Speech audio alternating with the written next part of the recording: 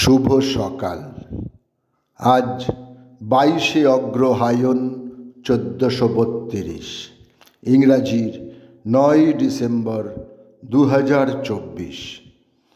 জোড়াসাঁকোর জমিদারি সেরেস্তার কর্মচারী বেণীমাধব রায়চৌধুরীর কন্যা ভবতারিণীর সঙ্গে রবীন্দ্রনাথ ঠাকুরের বিবাহ হয় 9 ডিসেম্বর 1883।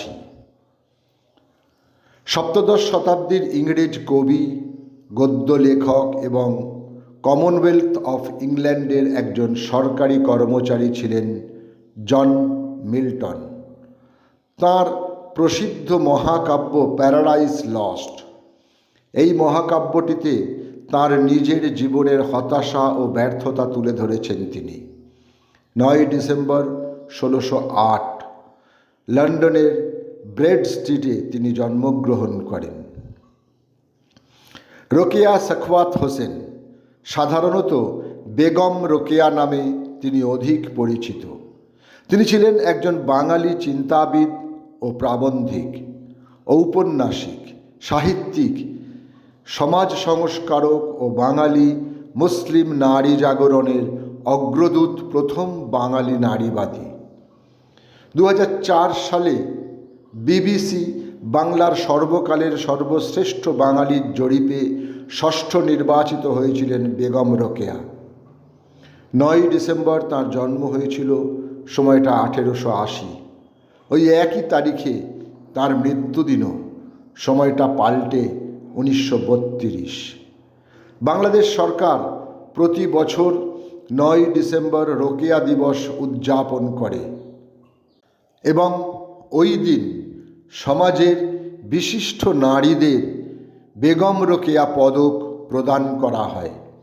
1880 বাংলাদেশের রংপুর জেলার পায়রাবন্দ গ্রামে তাঁর জন্ম হয় এবং 1932 সালে কলকাতায় তাঁর মৃত্যু হয়। সেই সময় তিনি নারীর অধিকার নামে একটি প্রবন্ধ লিখছিলেন।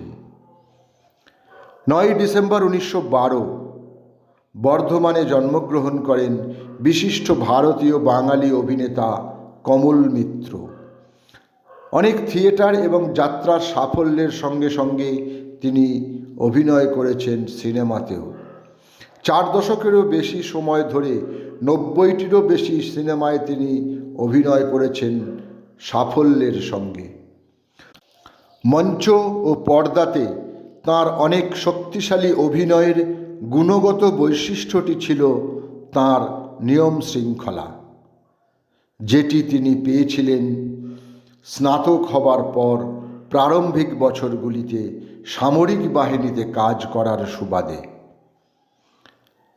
9 September 1979 academy of fine arts মঞ্চে অনুষ্ঠিত হয় নাটক মৃচ্ছকটিক, পরিচালক কুমার রায়।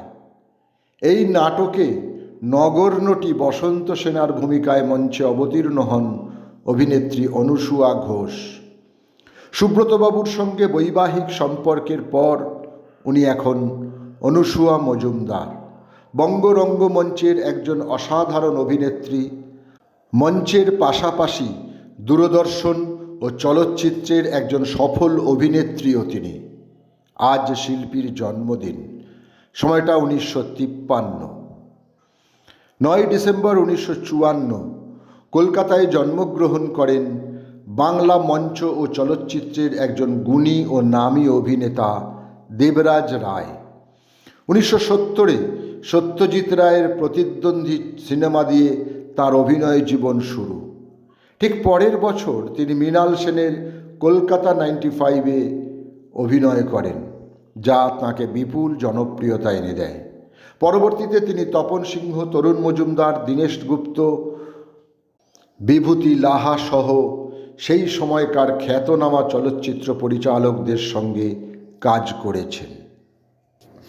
9 ডিসেম্বর 2001 শেষ নিঃশ্বাস ত্যাগ করেন SRFTI এর সিনেমাটোগ্রাফার অধ্যাপক সুব্রত মিত্র। পথের পাঁচালী থেকে নায়ক 10টি চলচ্চিত্রে তিনি সত্যজিৎ রায়ের চিত্রগ্রাহক ছিলেন। এছাড়াও তিনি অন্যান্য পরিচালকদের সঙ্গেও বাংলা, ইংরাজি ও হিন্দি চলচ্চিত্রে সুনামের সঙ্গে কাজ করেছেন। সকলকেই আমার আনত প্রণাম।